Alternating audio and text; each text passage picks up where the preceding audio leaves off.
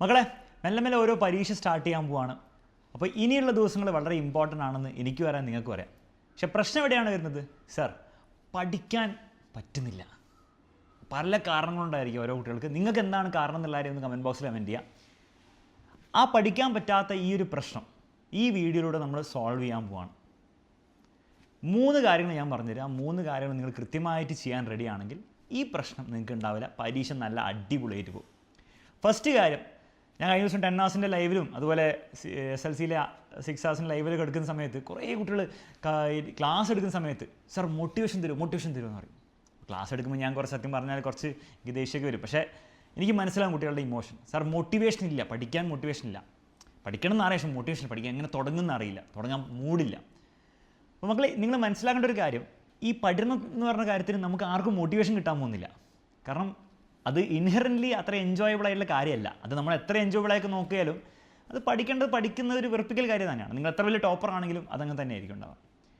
അപ്പോൾ അതിൽ മോട്ടിവേഷൻ തേടി നിങ്ങൾ പോവുകയാണെങ്കിൽ നിങ്ങൾ ഡിസപ്പോയിൻറ്റഡ് ആവുകയുള്ളൂ, നിങ്ങളുടെ പഠനം നടക്കില്ല. അപ്പോൾ ഈ ഒരു കാര്യം നിങ്ങൾ റിവേഴ്സ് ചെയ്യുക. നിങ്ങളെന്താ ഉദ്ദേശിക്കുന്നത്? നിങ്ങൾ ഉദ്ദേശിക്കുന്ന എന്തൊരു മോട്ടിവേഷൻ ഇങ്ങനെ കിട്ടും, അലക്സ് സാർ പറയുമ്പോഴോ അല്ലെ എവിടുന്നോ അങ്ങനെ ചിന്തിച്ച് ഇങ്ങനെ മോട്ടിവേഷൻ ഉണ്ടാക്കും. ആ മോട്ടിവേഷൻ വെച്ചിട്ട് നിങ്ങൾ പഠിക്കും. ഇത് പ്രാക്ടിക്കലി ഒരിക്കലും നടക്കാൻ പോകുന്നില്ല. നിങ്ങൾ എത്ര തപ്പിയിട്ടും കാര്യമില്ല. നേരെ തിരിച്ചൊന്ന് ആലോചിച്ച് നോക്കുക. നിങ്ങളൊന്ന് കുറച്ച് പഠിച്ചു നോക്ക്. സാർ പഠിക്കാൻ മോട്ടിവേഷൻ ഇല്ല, പറയരുത്. 5 മിനിറ്റ് പഠിക്കാൻ മോട്ടിവേഷൻ്റെ ആവശ്യമൊന്നുമില്ല അല്ലേ? അപ്പോൾ കുറച്ച് നേരം പഠിക്കുക. അത് എത്രയാണോ നിങ്ങൾക്ക് കംഫർട്ടബിൾ നിങ്ങൾ പഠിക്കുക. ആ പഠനം നിങ്ങൾ ചെയ്ത് മെല്ലെ നിങ്ങൾക്ക് എന്ത് ചെയ്യും? നിങ്ങൾക്കൊരു ഓട്ടോമാറ്റിക്കലി ഒരു മോട്ടിവേഷൻ വരും. ഇത് ഞാൻ വെറുതെ ഉണ്ടാക്കി പറയല്ല നിങ്ങളെ സന്തോഷിപ്പിക്കാൻ വേണ്ടിയിട്ട്. ഇതിനെ പറയുന്ന പേരാണ് ബിഹേവിയറൽ ആക്ടിവേഷൻ പ്രിൻസിപ്പിൾ. ഇത് ഫേമസ് ആയിട്ടുള്ള കുറേ ബുക്കുകളുണ്ട്, റിസർച്ച് ആർട്ടിക്കിൾസിലുണ്ട്. അറ്റോമിക് ഹാബിറ്റ്സ് എന്ന് പറഞ്ഞ ബുക്കൊക്കെ നിങ്ങൾ വായിച്ചിട്ടുണ്ട്, അതിൽ കൊടുത്തിട്ടുണ്ടാവും. അതായത് നിങ്ങളൊരു ബിഹേവിയർ ഒന്ന് സ്റ്റാർട്ട് ചെയ്യാം. ആ ബിഹേവിയർ നിങ്ങളുടെ മൂഡിനെ മാറ്റും, നിങ്ങളുടെ മോട്ടിവേഷനെ മാറ്റും, നിങ്ങൾക്ക് കൂടുതൽ പഠിക്കാനുള്ളൊരു മൊമെൻറ്റം തരും. അപ്പോൾ ആദ്യം നിങ്ങൾ കുറച്ചൊന്ന് പഠിച്ച് നോക്കുക. കുറേ ചിന്തിക്കൊന്നും വേണ്ട. ഉള്ള ബുക്കോ അല്ലെങ്കിൽ ഈ ബുക്ക് വായിക്കാൻ നിങ്ങൾക്ക് ബുദ്ധിമുട്ടുണ്ടെങ്കിൽ യൂട്യൂബിലെ ഏതെങ്കിലും കഴിഞ്ഞ ദിവസം ലൈവോ അല്ലെങ്കിൽ ഏതെങ്കിലും ചാപ്റ്ററിനെ 1 ഷോട്ട് ലൈവോ എടുത്തൊന്ന് കാണുക.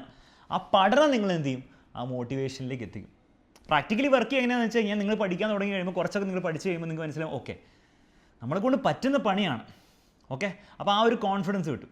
രണ്ടാമത് നിങ്ങൾ നോക്കുമ്പോൾ ഓക്കെ, അപ്പം എനിക്ക് ഓരോ കാര്യങ്ങളും മനസ്സിലാവുന്നുണ്ട്. അപ്പോൾ എനിക്ക് പഠിക്കാൻ പറ്റാത്ത ആളൊന്നുമല്ല, എനിക്ക് ഈ ചാപ്റ്ററിലെ കാര്യങ്ങളൊക്കെ മനസ്സിലാവുന്നുണ്ട്. ഇത് പരീക്ഷ ചോദ്യം വന്നാൽ എനിക്ക് ആൻസർ ചെയ്യാൻ പറ്റും.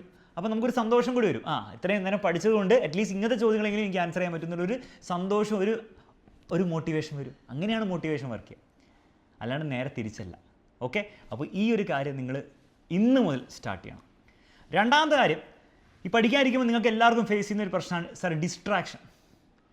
ഈ ഡിസ്ട്രാക്ഷന് 2 രീതിയിൽ ഡിസ്ട്രാക്ഷൻ ഉണ്ട്. ഒന്ന് നമ്മുടെ ഇൻറ്റേർണൽ ഡിസ്ട്രാക്ഷൻ, ഉള്ളിൽ നിന്നുള്ള ചിന്തകളും തോട്ട്സൊക്കെ. അതിൽ മെയിനായിട്ടുള്ള ചിന്തകൾ ഇപ്പോൾ ഇങ്ങനെ ആയിരിക്കും, പഠിക്കണമല്ലോ, അയ്യോ പഠിച്ചിട്ട് വലിയ കാര്യമുണ്ടോ, കുറേ പഠിക്കാൻ സിലബസ് ഉണ്ട്, ഇനിയിപ്പോൾ എന്ത് പഠിക്കാനാ, ഒന്നും പഠിക്കാതിരിക്കല്ലേ ഭേദം, അല്ലെ എവിടുന്ന് തുടങ്ങും, ഇന്ന് വേണ്ട നാളെ, അങ്ങനത്തെ കുറേ ഇൻറ്റേർണൽ തോട്ട്സ് നമ്മളുണ്ടാവും. ഈ ഇൻറ്റേർണൽ തോട്ട്സിനെ നിങ്ങൾ ഫൈറ്റ് ചെയ്തിട്ട് കാര്യമില്ല, അത് ഇങ്ങനെ വന്നുകൊണ്ടിരിക്കും. അത് എനിക്കും ഉണ്ടാവും. ഞാൻ പണിയെടുക്കാൻ തുടങ്ങുമ്പോഴും ഞാൻ ക്ലാസ് എടുക്കാൻ വരുന്നതിന് മുമ്പൊക്കെ എനിക്കുള്ള സാധനം തന്നെയാണ്. അത് ഫൈറ്റിൻ്റെ പകരം അതിനെ നിങ്ങൾ എന്ത് ചെയ്യുക? ഒന്ന് റിലാക്സ് ചെയ്ത് കൊടുക്കുക. റിലാക്സ് ചെയ്യാൻ പല മെത്തേഡ്സ് ഉണ്ട്. ഏറ്റവും സിമ്പിൾ മെത്തേഡാണ് എന്താണ്? നിങ്ങൾ മെഡിറ്റേഷനൊക്കെ ചെയ്യാൻ അറിയുന്ന ആളാണെങ്കിൽ ഒരു 10 മിനിറ്റ് മെഡിറ്റേഷൻ ചെയ്യാം. മെഡിറ്റേഷൻ ചെയ്യാൻ അറിയാത്ത ആളാണ് യൂട്യൂബിൽ ഏതെങ്കിലും just 10 minutes meditation, breath meditation ഒക്കെ അടിച്ച് നോക്കിയിട്ട് ഒരു 10 മിനിറ്റ് ചെയ്ത് നോക്കുക. അത് വർക്ക് ചെയ്യുന്നുണ്ടെങ്കിൽ അതന്നെ മതി. മിക്ക ആൾക്കാർക്ക് അത് വർക്ക് ചെയ്യും. എനിക്ക് വരെ പേഴ്സണലി ഞാൻ അത് ചെയ്തിട്ടാണ് എല്ലാ ദിവസവും ഞാൻ സ്റ്റാർട്ട് ചെയ്യും. മിനിമം 20 days മെഡിറ്റേഷൻ ചെയ്യും. അപ്പോൾ മൊത്തത്തിൽ ഡേ എന്താണ്? ഒന്ന് കാമായി കിട്ടും. നിങ്ങളുടെ ഈ ഇൻറ്റേർണൽ ഡിസ്ട്രാക്ഷൻസ് കുറച്ച് ഒഴിവായി കിട്ടും. ഇനി മെഡിറ്റേഷൻ ചെയ്യാൻ ബുദ്ധിമുട്ടാണെങ്കിൽ നിങ്ങൾക്ക് യോഗനിദ്ര പോലത്തെ കാര്യങ്ങൾ ചെയ്യാം. അത് യൂട്യൂബിൽ അതിൻ്റെ സ്ക്രിപ്റ്റൊക്കെ വെച്ച് ചെയ്യാം. ഇനി ഇങ്ങനത്തെ പരിപാടികളൊന്നും നിങ്ങൾക്ക് താല്പര്യമില്ലെങ്കിൽ ഏറ്റവും സിമ്പിൾ എക്സസൈസ് ഇത് പ്രാക്ടിക്കലി ചെയ്യാൻ പറ്റുന്നത് എന്താണ്? നിങ്ങൾ ഒരു ഭിത്തിയിൽ എന്തെങ്കിലും കുത്തോ വല്ലോ, അല്ലെങ്കിൽ നിങ്ങളുടെ ടേബിളിലെ എന്തെങ്കിലും ചെറിയ സാധനം എന്ത് ചെയ്യുക, അതൊരു 10 മിനിറ്റ് നോക്കിക്കൊണ്ടിരിക്കുക. 10 മിനിറ്റ് വെറുതെ നോക്കിക്കൊണ്ടിരിക്കുക. ചിന്തകളൊക്കെ വന്നുകൊണ്ടിരുന്നുണ്ട്. അത് കഴിഞ്ഞിട്ട് നിങ്ങളുടെ പഠനത്തിൽ നിങ്ങൾ കിടക്കുമ്പോൾ ഈ ഇൻറ്റേർണൽ ഡിസ്ട്രാക്ഷൻ നിങ്ങൾക്ക് ഉണ്ടാവില്ല. ഇത് പ്രോമിസാണ്, ട്രൈ ചെയ്ത് നോക്കും. ഇനി എക്സ്റ്റേണൽ ഡിസ്ട്രാക്ഷൻ, നിങ്ങളുടെ ഇൻസ്റ്റഗ്രാം, യൂട്യൂബിലെ ഷോർട്സ് സ്ക്രോളിങ്, ആ പരിപാടി ചെയ്യണമെങ്കിൽ അത് നിങ്ങൾ മാനേജ് ചെയ്യണം. അത് ബുദ്ധിപരമായിട്ട് മാനേജ് ചെയ്യണം. ഞാൻ ഫുള്ള് ഇൻസ്റ്റഗ്രാം ഡിലീറ്റ് ചെയ്യണം എന്നൊന്നും പറയില്ല. ഗിവൺ നിങ്ങൾക്ക് മാനേജ് ചെയ്യാൻ പറ്റുകയാണെങ്കിൽ, അതായത് എല്ലാ ദിവസവും ഞാൻ ഇന്ന ടൈമുകളിലേ നോക്കുകയുള്ളൂ. ഭക്ഷണം കഴിച്ചിട്ടുള്ള സമയം ഒരു 20 മിനിറ്റ് ഞാൻ ഇൻസ്റ്റഗ്രാം നോക്കും, അതിനുശേഷം ഞാനത് എടുത്ത് വെക്കും, ഫുൾ പഠനമായിരിക്കും എന്നുള്ളത് രീതിയിൽ നിങ്ങൾക്ക് മാനേജ് ചെയ്യാൻ പറ്റുന്നുണ്ടെങ്കിൽ അത് മതി, കുഴപ്പമൊന്നുമില്ല. ഇനി നിങ്ങൾ നോക്കിയിട്ട് വീണ്ടും അത് നിങ്ങൾക്ക് മാനേജ് ചെയ്യാൻ പറ്റുന്നില്ല. നിങ്ങൾ ചിന്തയിൽ മാത്രം മാനേജ് ചെയ്യുന്നുണ്ട്, പക്ഷേ പ്രാക്ടിക്കലി നിങ്ങളത് മാനേജ് ചെയ്യാൻ പറ്റുന്നില്ല. നിങ്ങൾ വീണ്ടും സ്ക്രോളിങ് പ്രശ്നമാണെങ്കിൽ, ആ ഒരു പ്രശ്നം ഉണ്ടെങ്കിൽ മക്കൾ അത് നമ്മൾ സോൾവ് ചെയ്തേ പറ്റുള്ളൂ. അതിന് സോൾവ് ചെയ്യാൻ ഏറ്റവും സിമ്പിൾ എന്താണ്, നിങ്ങൾക്ക് മാനേജ് ചെയ്യാൻ പറ്റുന്നില്ലെങ്കിൽ നിങ്ങൾ ഒഴിവാക്കുക. ഓക്കെ, ഒരു മാസം ഇൻസ്റ്റഗ്രാമിൽ നിങ്ങൾ റീൽസ് നോക്കിയില്ലെങ്കിലോ അല്ലെങ്കിൽ നിങ്ങളുടെ ഫ്രണ്ട്സ് അയക്കുന്ന റീൽസ് കണ്ടിട്ട് അതിന് റിയാക്ട് ചെയ്തില്ലെങ്കിൽ ഒന്നും സംഭവിക്കാൻ പോകുന്നില്ല. ലിറ്ററലി ഒന്നും സംഭവിക്കാൻ പോകുന്നില്ല. ഓക്കെ, അപ്പോൾ ധൈര്യമായിട്ട് അത് ഡിലീറ്റ് ചെയ്തോ. ഓക്കെ, തൽക്കാലം പെർമനൻ്റ്ലി വേണ്ട, അക്കൗണ്ട് തൽക്കാലത്തേക്ക് ഡിസേബിൾ ചെയ്ത് വെക്കുക, കഴിഞ്ഞു. അത്ര ചെയ്യേണ്ട ആവശ്യമുള്ളൂ. ഓക്കെ, അപ്പോൾ ഡിസ്ട്രാക്ഷൻ്റെ കാര്യം ഈ രീതിയിലാണ് നിങ്ങൾ ഡീൽ ചെയ്യേണ്ടത്. പിന്നെ ആ ഇൻറ്റേർണൽ ഡിസ്ട്രാക്ഷൻ ഒഴിവാക്കാൻ വേണ്ടിയിട്ട് നിങ്ങൾ ആ എന്തെങ്കിലും ടെക്നീക്സ്, മെഡിറ്റേഷനോ അല്ലെങ്കിൽ ഞാൻ പറഞ്ഞ പോലെ ടെക്നീക്സ് ഫോളോ ചെയ്യുകയാണെങ്കിൽ ഓട്ടോമാറ്റിക്കലി എക്സ്റ്റേണൽ ഡിസ്ട്രാക്ഷനും നിങ്ങൾക്ക് കൺട്രോൾ ചെയ്യാൻ പറ്റും. അതാണ് അതിൻ്റെ രസകരമായ കാര്യം. ഇനി ലാസ്റ്റ് കാര്യം, പഠിക്കാനിരുന്നു. സാർ പഠിക്കാനിരുന്ന് കഴിഞ്ഞാൽ നമ്മൾ എങ്ങനെ എഫക്റ്റീവ്ലി പഠിക്കാം? പല ടെക്നീക്സും ഉണ്ട്. അതിൽ സിമ്പിളായിട്ടുള്ള എല്ലാവർക്കും ഫോളോ ചെയ്യുന്ന, എല്ലാവർക്കും വർക്ക് ചെയ്യുന്ന ടെക്നിക്കാണ് പൊമോദോറോ ടെക്നിക്ക് എന്ന ടെക്നിക്ക്. അതായത് ബേസിക്കലി നിങ്ങൾ എന്ത് ചെയ്യും, നിങ്ങൾ പഠിക്കാനിരിക്കുമ്പോൾ നിങ്ങൾ ഭയങ്കര ലെങ്തി സമയത്ത് ഇനി ഇരിക്കാതെ നിങ്ങളൊരു 25 to 30 മിനിറ്റ്സ് നിങ്ങൾ പഠിക്കുക. ഫുൾ കോൺസെൻട്രേറ്റ് ചെയ്ത് പഠിക്കുക. ഇപ്പോൾ നിങ്ങൾ വീഡിയോ കണ്ടിട്ടാണ് പഠിക്കുന്നതെങ്കിൽ അത് ഫുൾ കോൺസെൻട്രേഷൻ, ബുക്കിൽ നിന്നാണെങ്കിൽ ഫുൾ കോൺസെൻട്രേഷൻ. എന്നിട്ട് നിങ്ങൾ വീണ്ടും ഒരു 15 മിനിറ്റിന് ബ്രേക്ക് എടുക്കുക.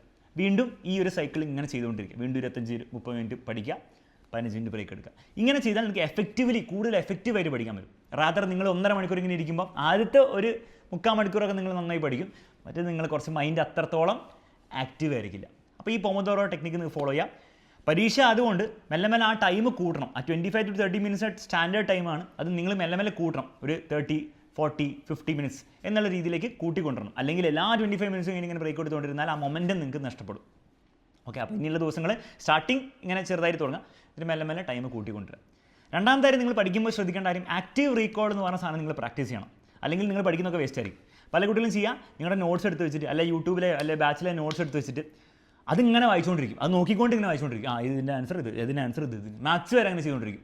ഒരു കാര്യമില്ല, നിങ്ങളത് ഓർക്കില്ല. നിങ്ങൾ പരീക്ഷയിലെ ചോദ്യം വന്നാൽ നിങ്ങൾക്ക് ആൻസർ ചെയ്യാനും പറ്റില്ല. അതിന് ഒരു ആക്റ്റീവ് റീകോൾ നിങ്ങൾ പ്രാക്ടീസ് ചെയ്യുക. എന്താണ് ആക്റ്റീവ് റീകോൾ എന്ന് പറഞ്ഞാൽ, മക്കളെ നിങ്ങൾ ആ ക്വസ്റ്റ്യൻ കണ്ടു കഴിഞ്ഞാൽ ആൻസർ എന്താ അടച്ചു വെക്കുക, എന്നിട്ട് ട്രൈ ചെയ്ത് നോക്കുക നിങ്ങൾക്ക് റീകോൾ ചെയ്യാൻ വേണ്ടിയിട്ട്.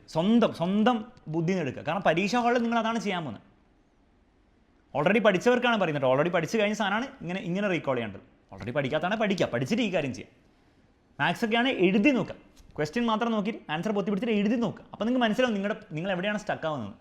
അത് നിങ്ങൾ ഇപ്പോഴേ മനസ്സിലാക്കിയാൽ പരീക്ഷയിലെ പ്രശ്നം ഉണ്ടാവില്ല. അത് മനസ്സിലാക്കിയാൽ പരീക്ഷയിൽ പ്രശ്നം വരും. അപ്പോൾ ആക്റ്റീവ് റീകോൾ നിങ്ങൾ പ്രാക്ടീസ് കൊടുക്കാം. ലാസ്റ്റ് കാര്യം ഉറക്കമാണ്.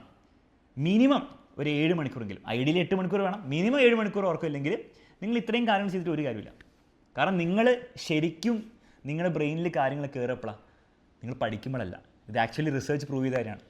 നിങ്ങൾ ശരിക്കും നിങ്ങളുടെ ബ്രെയിനിൽ ന്യൂറൽ നെറ്റ്വർക്ക്സ് ഫയർ ചെയ്ത് അത് സ്ട്രോങ് ആവുന്നത്, നിങ്ങൾ പഠിച്ച കാര്യങ്ങളൊക്കെ സ്ട്രോങ് ആവുന്നത് നിങ്ങൾ ഉറങ്ങുമ്പോഴാണ്. അപ്പോൾ ആ ഉറക്കം പ്രോപ്പറായി കിട്ടിയില്ലെങ്കിൽ നിങ്ങൾ ഇത്രയും കാര്യങ്ങൾ ചെയ്യുന്ന വേസ്റ്റാണ്. അപ്പോൾ മിനിമം 7 hours ഉറങ്ങുന്നു. അത് ക്വാളിറ്റി ഉറക്കമാണ്. ഇടയ്ക്കിടയ്ക്ക് ഇങ്ങനെ ഡിസ്റ്റർബ്ഡ് ആയിട്ടുള്ള ഉറക്കമാണെങ്കിൽ ഒബ്വിയസ്ലി 7 hours മതിയാവില്ല. നിങ്ങൾ 8 hours എങ്കിലും ഉറങ്ങേണ്ടി വരും. ക്വാളിറ്റി സ്ലീപ്പ് എൻഷുവർ ചെയ്യുക, ഒറ്റയടിക്കുള്ള സ്ലീപ്പ് എൻഷുവർ ചെയ്യുക.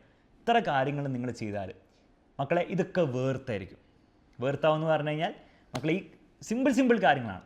ഈ രീതിയിൽ നിങ്ങളുടെ ലൈഫ് നിങ്ങൾ ഈ ഒരു മാസം മാറ്റിയാൽ ഈ പരീക്ഷയിൽ മാർക്ക് കിട്ടുക മാത്രമല്ല, നിങ്ങളുടെ ലൈഫ് ലോങ് നിങ്ങൾക്ക് ഈ സാധനങ്ങൾ വർക്ക് ചെയ്തെന്ന് മനസ്സിലായി കഴിഞ്ഞാൽ നിങ്ങൾക്ക് ലൈഫ് ലോങ് ഈ ടെക്നീക്സ് ഉപയോഗിച്ചിട്ട് നിങ്ങൾക്ക് എന്ത് ഫീൽഡിലും സക്സസ്ഫുൾ ആവാൻ പറ്റും, പരീക്ഷയിൽ മാത്രമല്ല. ഓക്കെ, വീഡിയോ യൂസ്ഫുൾ ആയെങ്കിൽ തീർച്ചയായിട്ടും നിങ്ങളുടെ ഫ്രണ്ട്സിന് ഷെയർ ചെയ്ത് കൊടുക്കണം. മറ്റൊരു വീഡിയോ നമുക്ക് വീണ്ടും കാണാം.